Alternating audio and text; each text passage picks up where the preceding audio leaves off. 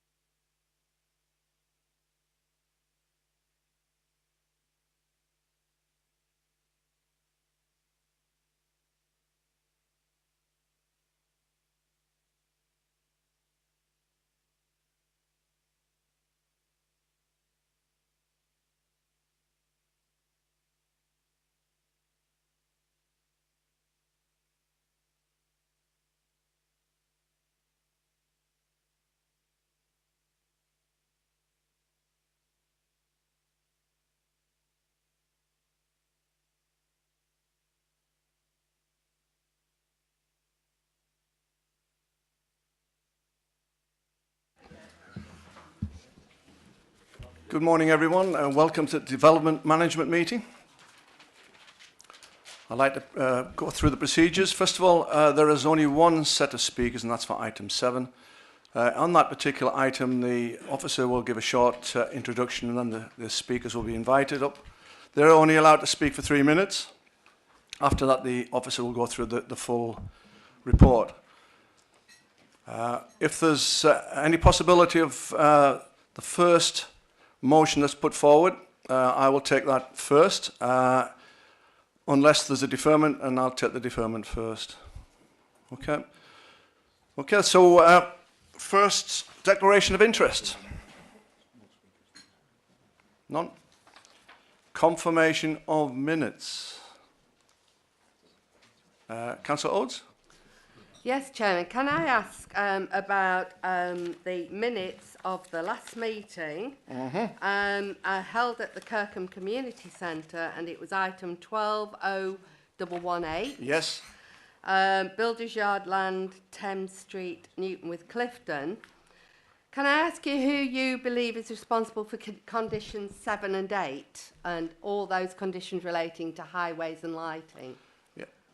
Since I received Councillor Speake's email, I have made sure that the correct procedure. So Mr. Evans is going to outline that, please.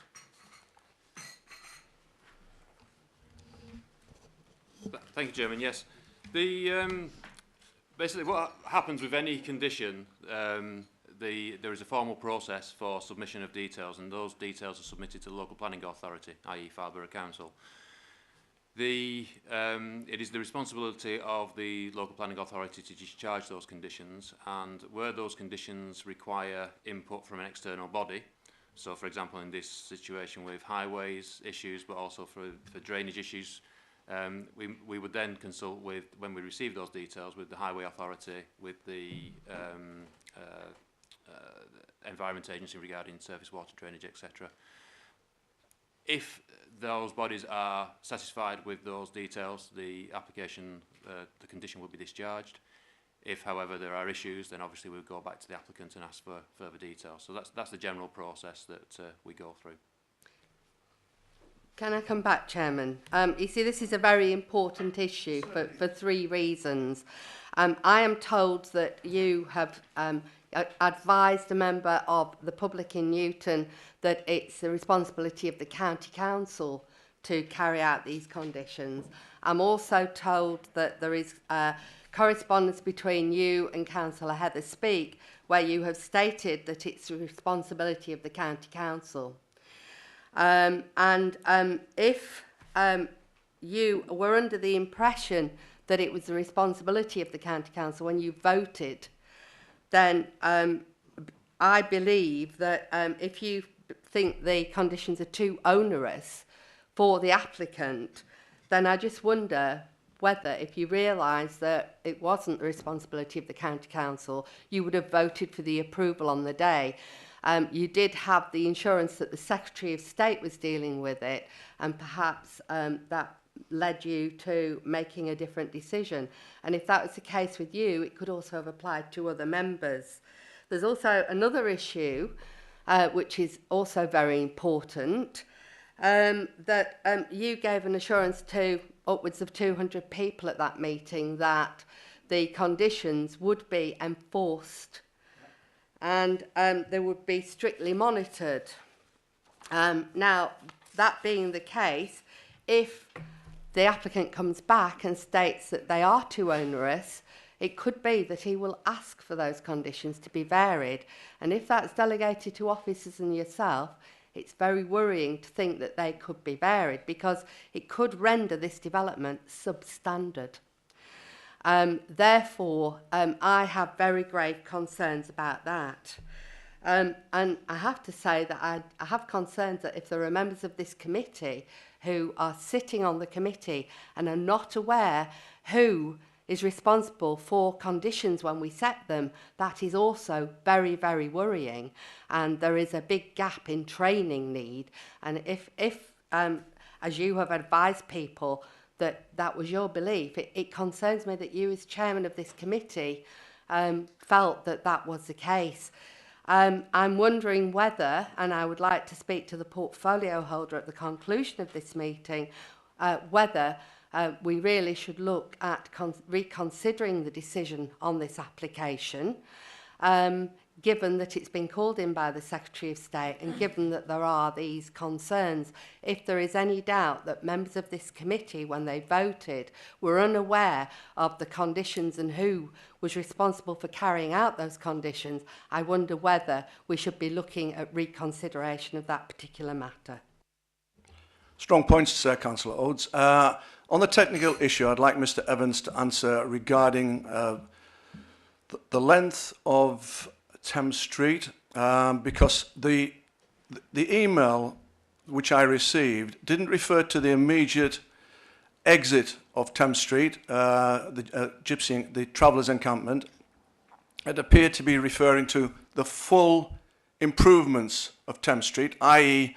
Lighting, the full street improvement and a footpath of full length. And if that's what the understanding was, then quite honestly, Mr Evans really needs to pin this down.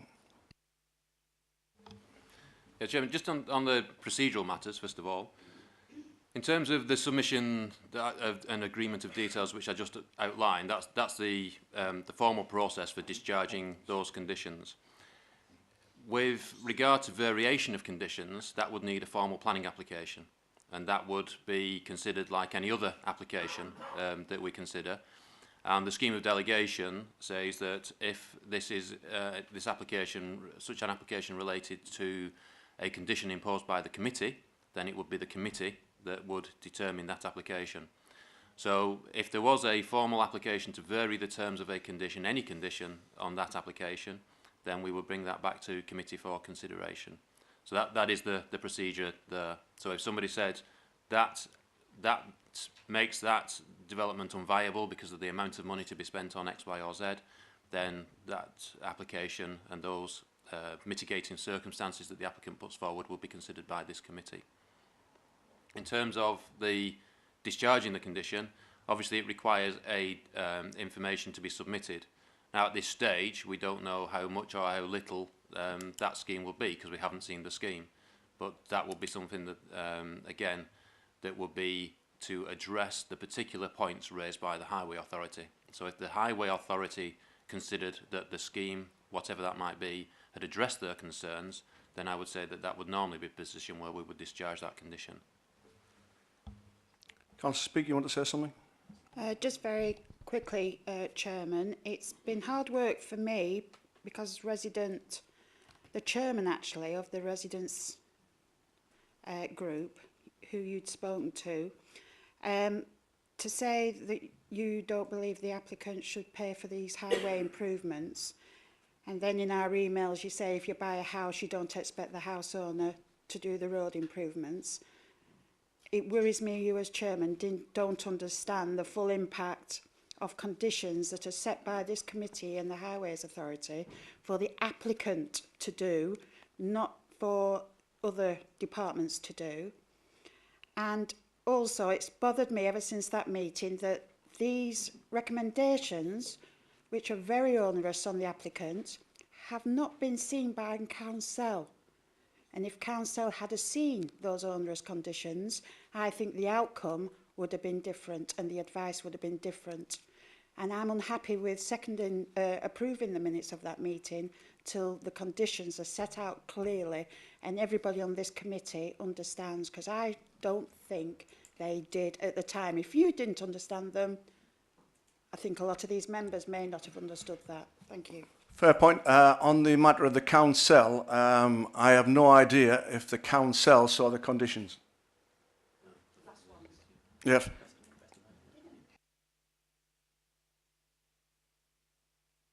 Chairman, my understanding is that the report was seen by council, and I would be surprised if the conditions hadn't been seen by council also. However, it isn't normal procedure for council to vet individual conditions on individual applications. Sorry, I misheard. I thought you said council, not council. Sorry, council did see those conditions, yes. The ones that came the day before the meeting on highway improvements, those are the ones I'm on about. Oh, there was an amended one on highways improvements, yeah. But the general tenure about issues such as it is responsibility of the developer to discharge those conditions, and if they can't discharge those conditions, and there's a technical reason why they can't discharge them, etc., then that will be a matter, you know, obviously they couldn't implement the planning permission. That general advice was obtained from Council about a number of those conditions. I think primarily the one that was raised was the one about the drainage, the surface water drainage, and whether there was a technical solution there.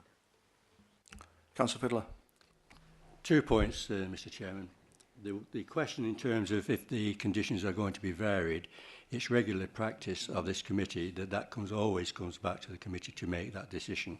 So we're not making any special circumstances around this application. That's common procedure. Secondly, I have agreed to meet Councillor Speaker Knowles after this meeting with Mark Evans to do a post-mortem on the way the application was dealt with at Kirkham. And I just want to inform members of this committee that that's in the pipeline, and that's what we'll do immediately at the cessation of this meeting.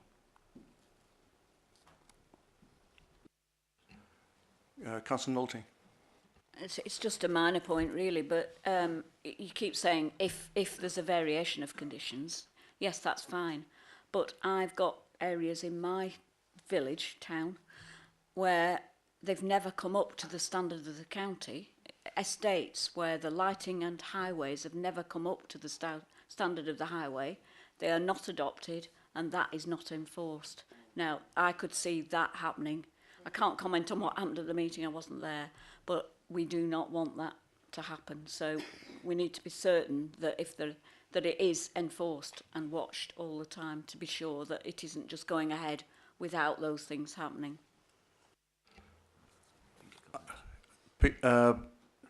Councillor Collins. Yes, Mr Chairman. As the other ward councillor, I'd like to be involved in the meeting between Councillor Olds, Councillor Fydler and Councillor Speak in the offices. Thank you. Councillor Duffy. Yeah, just a question and a bit of clarification, really. The clarification first, as far as I'm concerned, I'm pretty sure that all members, or very much almost all members of the committee do understand that when we set conditions, that they are conditions on the applicant and not on anybody else. But this has come as a bit of a surprise to me. I didn't know anything about this before. So, am I right in thinking that Councillor Rhodes was saying that you thought that the conditions were going to be fulfilled by somebody other than the applicant? I've had an email from Councillor Speak in which I've stated that the 14 conditions, which obviously we're going to be watching all the time, should be fulfilled before the application is up and running. But I've also stated that I didn't believe that the rest of, well, I didn't actually use that expression, the rest of, that Thames Street is not the responsibility of the applicants. Immediately external to the site, yes, perhaps, but not the rest of Thames Street. We did not vote on that condition. The rest of Thames Street, it wasn't put forward. It was not one of the conditions. It's too onerous for anyone to attempt to do.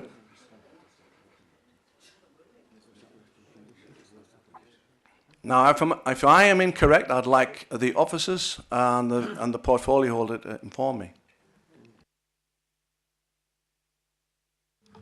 Chairman, to clarify the matter, there was a condition proposed on that report which required a scheme of off-site highway works to be submitted and agreed by the local planning authority. So that is the condition that was considered. I don't have the condition in front of me, so I can't say read it out word for word. But, that might be helpful if that was passed forward. So, to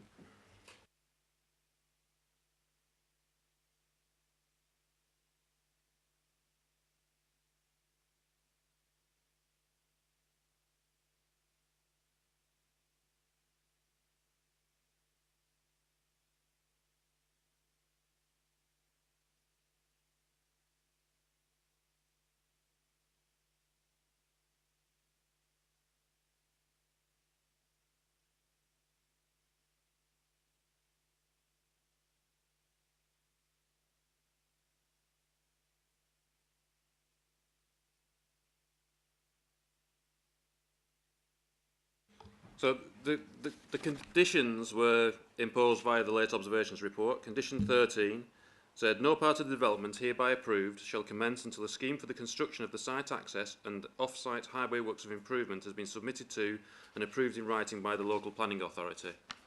The reason to deal with that was in order to satisfy the local planning authority that the final details of the highway scheme stroke works are acceptable before work commences on site. And then condition 14 required the implementation of those details. So no part of the development hereby approved shall be occupied until the approved scheme referred to in condition 13 has been constructed and completed in accordance with the scheme details. And the reason for that was that in order that the traffic generated by the development does not exacerbate unsatisfactory highway conditions in advance of the completion of the highway scheme stroke works. So those are the conditions. The issue that seems to be being debated is the extent of the information that is submitted and agreed as part of that, satisfying that condition. So that is the issue, really. I suppose one of the I say that is effectively normally a delegated procedure. The discharge of conditions are delegated to officers. Now, obviously, this is quite a sensitive application, has been all along, and therefore I don't see any reason, unless I'm told otherwise by our legal colleagues, that that's why that process couldn't involve wider consideration. Under the, albeit normally delegated, that could be something that is considered by either the chairman, vice chairman, ward members, or the full committee, or whatever. That is something that could be considered. But that seems to be where the debate is, not necessarily the condition, but in regards to what those details will be when we see those details. And obviously, the comments of the Highway Authority. Those conditions are imposed at the behest of the Highway Authority, and therefore my view is that ordinarily we will be seeking to ensure that it's the Highway Authority that is satisfied with those details. If they are not, the condition will not be discharged. Reasonable.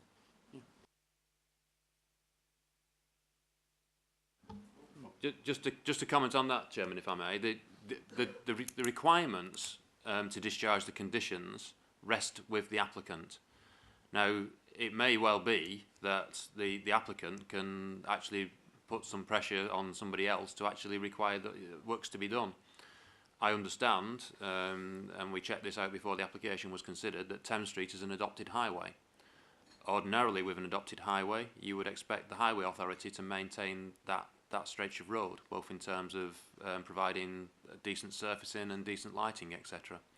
So it may well be that there is some issue there, but the terms that we need to be considering as a local planning authority is to ensure that the highway situation is acceptable to serve a development of that scale. Can I just make a point? Councillor Oates first. Thank you, Chairman. Well, I hear what the officers said, but the application was determined on the day on the conditions and on the presentation. It was my understanding, and I'm sure it was the understanding of other people, that it was the applicant that had to make the road up. Now, I am concerned about this because, and I'm sorry, I'm going to have to quote what you've put in this email, Chairman, and it is, as to the improvements, I have clarified this with Mark Evans. My comments to him are, as I said to the person who rang me, I do not expect the applicant to make the highways improvements, i.e. street lighting, walkways and road surfacing. The cost to the applicant would be out of the question. These are the responsibility of the Lancashire County Council. And in a subsequent email you put to Councillor Speak, I would not expect anyone moving into a house to improve the exterior highways, lighting, etc. Now, if that was your understanding, I am concerned. I'm concerned about the decision on the day.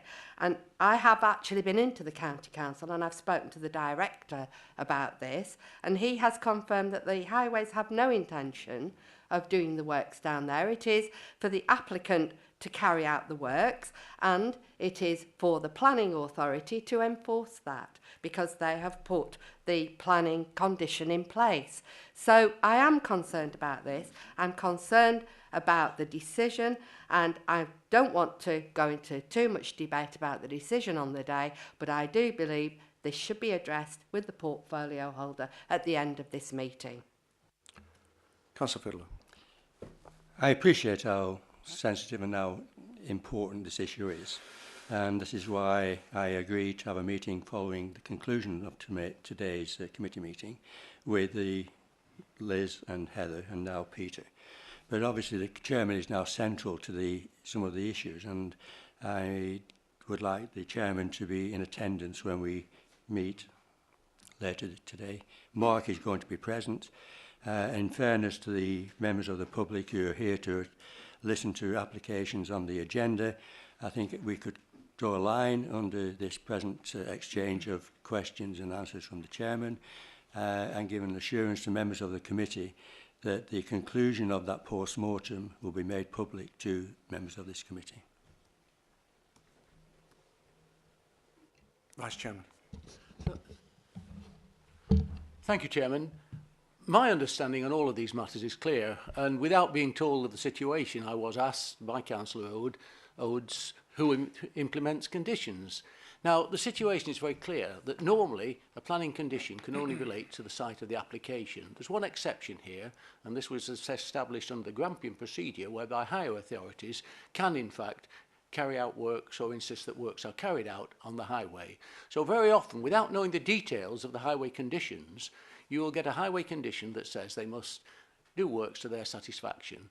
That has to be agreed through the planning officer, because they haven't got those independent means. Now, sometimes they will say, as they probably will in Queensway, we're not letting you get involved in a major roundabout on an existing development. We insist that we do that and charge you for it. So, in other words, what is necessary to make that development acceptable is carried out at the expense of the applicant. Sometimes by the highway authority for the reasons that I've said, sometimes if it's fairly de minimis, it would be carried out by the applicant. The other thing that one would always expect is the issue of reasonableness. And if the highway authority wants a condition of this sort, you'd expect it to be reasonable and in scale with the particular development. So in this case, I think when the chairman says you can't expect all of Thames Street to be improved, I think that's a fair comment. At the same time, you can expect that the access and the immediate lighting and things in that area are the sort of thing that would be appropriate for a small-scale development, whether it's 4 houses, 4 caravans, or what have you. And it seems to me to be absolutely clear that it's a question of reasonableness which will be then debated between the highway authority and our planning officers before that condition is discharged. I see no problem in this, and whether it's carried out or things off-site are carried out by the highway authority or the developer, the person who picks up the bill, as long as it is reasonable, is always the applicant. I hope that's helpful. I appreciate what excuse me, it's... are you finished, Councillor Fylde? Yep, okay. I appreciate what the Vice Chairman's saying, but I think the criteria really is whatever is necessary for the application to be acceptable, whether that be 5 yards, 50 yards or 500 yards. And if it's necessary to do the whole length in terms of safety, if it's necessary to implement those improvements, then so be it. That is obviously should be at the expense of the applicant. Yeah, so when you're saying about what's reasonable and isn't reasonable, it isn't reasonable. The chairman said it's not reasonable to do the whole length. Sorry, if that's what's needed to make it safe and acceptable, then it is reasonable. I would expect the highway authority to look over their shoulder when asking for such a condition, and not to ask for a condition of this sort unless they felt it could be reasonably achieved. But we'll only know this when the highway authority finally indicate what they want as a solution here. Yeah, okay. Right, Councillor Oates. Sorry, Councillor Mulholland. All we're going to vote on is the minutes. I'd just like the last word from Mr. Curtis. Now, just please remember, all the conditions are in the minutes. Whatever you're voting for, my comments are not in the minutes. If I have to take all that back eventually, so be it. Yeah, Chairman, just to reiterate that the minutes, as with any council or committee meeting, the minutes are on the agenda for to be endorsed for their accuracy. If a member has got an issue with the accuracy of the minutes, that is, whether they portray a correct record of what was decided on the 18th of December, then they would need to move a change to those minutes in the normal way, by being proposed, by being seconded, and by being voted on. Two other matters that have arisen from that: the issue of the correspondence between the chairman and various members. That's not an issue which I can obviously comment on, but it doesn't seem to go to the issue of the accuracy of the minutes. The other issue that briefly came up was the question of whether a discharge of a particular condition, which I think was condition 14, was it?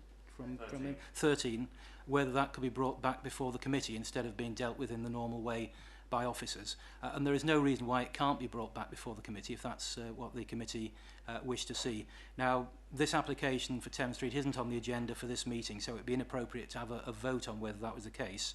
But the undertaking of the officer of Mark to bring that matter of discharge back before the committee could properly be minuted, and that might be the way, assuming that's what everybody wants to happen, for the discharge of that minute to find its way before the committee.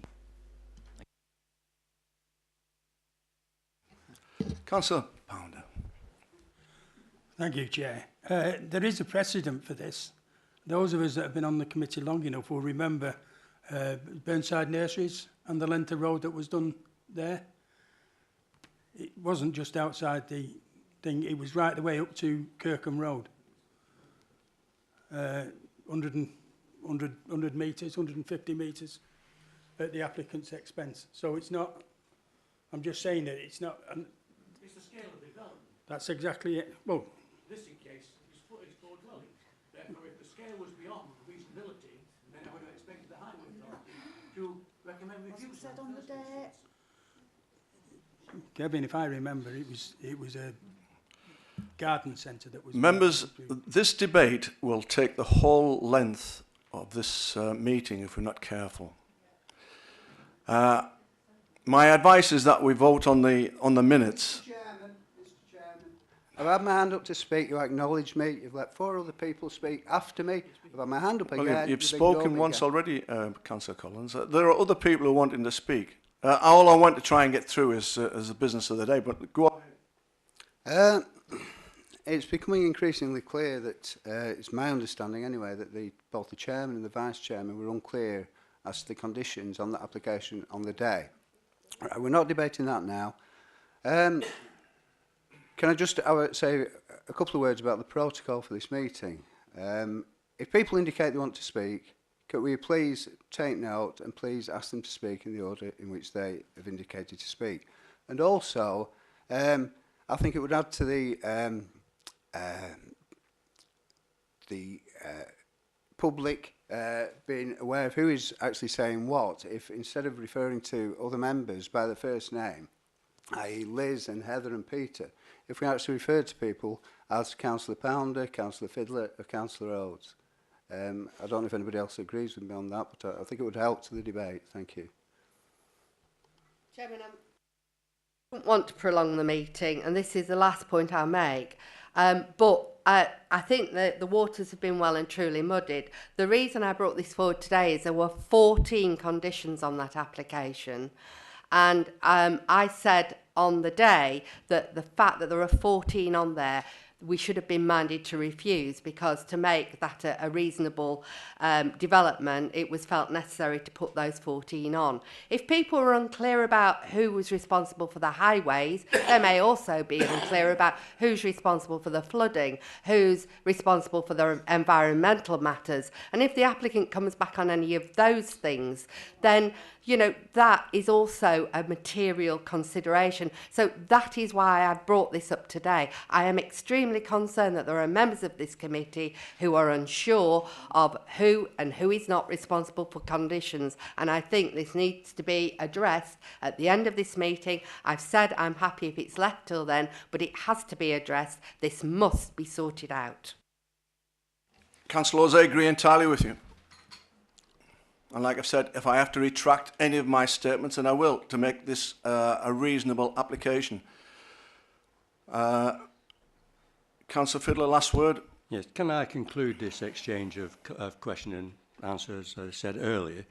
by taking up the point made by the Chief Legal Officer, that I think if you take this opportunity now to ask the committee to endorse the fact that condition 13, there is no delegated powers in terms of the degree of improvements to Thames Street, and that the nature of that condition comes back to this committee for endorsement rather than delegation. If you take that vote now, that gives you the confidence and the assurance that you proceed in a legal manner. Get the vote out of the way, and I thank Liz for trying to conclude this exchange by saying that she was content to resume following the completion of this morning's meeting. I understand that doesn't need a vote on that. You just minute that undertaking. Is that right? Yep. Okay. So clearly, the application is not going to go away. I do expect it to go on for quite a degree length of time until we see it fully implemented. In that case, I'm going to ask you now, can I have a proposer and a seconder for the minutes, please? Proposed, seconded? Seconded. Thank you. All those in favour of the minutes, please show. 6, 7. No. 7. All those against, please show. Abstain, please show. 1, 2, 3, 4, 5. Okay. Thank you.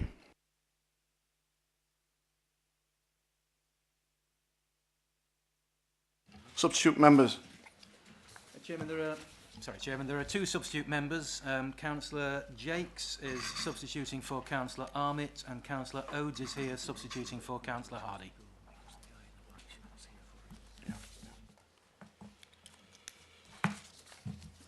Apparently we've got a problem with the Queensway application, so we'll deal with that and the statement, which is obviously item 2 and 3 first, please, before we go on to number 7. Chairman, yes, thank you. You'll note on the order papers for items 2 and 3 that the recommendation is to delegate powers to myself subject to resolving various ecological issues. We had received revised information from the applicant which had been sent off to the county ecologist and Natural England for their further comments, and that resulted from some issues that were raised by those 2 bodies when they'd considered the original submission. They have raised issues which are more fundamental than we were expecting based on their initial comments, and therefore, rather than to delegate powers to consider the applications subject to those comments being resolved, we feel as officers that it's more appropriate that the applications be deferred pending resolving those ecological issues. It is because they relate to matters of environmental impact assessment, which is particularly is a legislative issue that we need to resolve rather than the quality of the information submitted, hence the change in the recommendation. So those items 2 and 3, 13257 and 13259, the revised recommendation is that those applications be deferred. So I propose deferment of items 2 and 3. I'll second that. All those in favour, please show. That's unanimous. Okay, item number 7, please.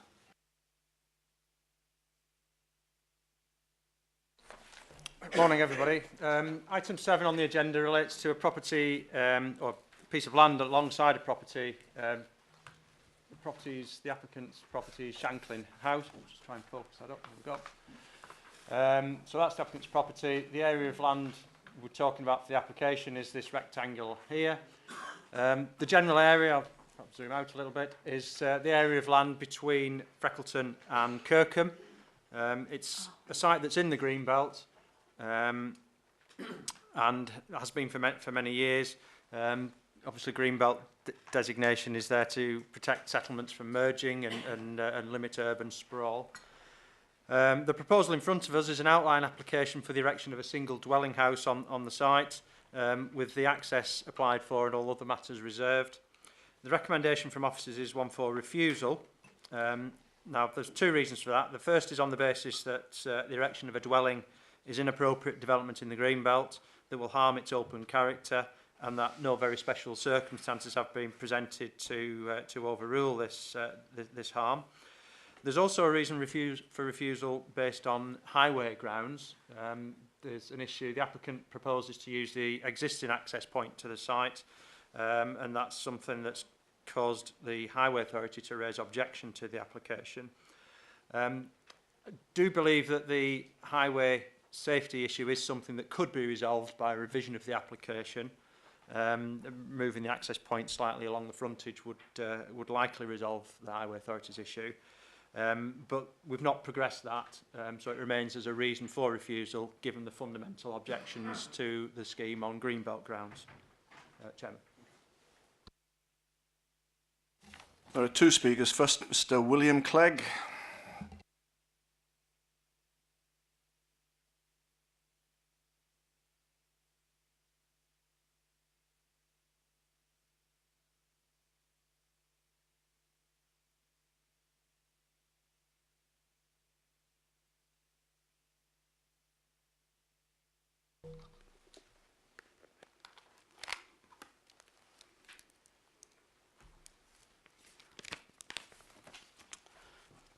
Good morning, Mr. Chairman, ladies and gentlemen.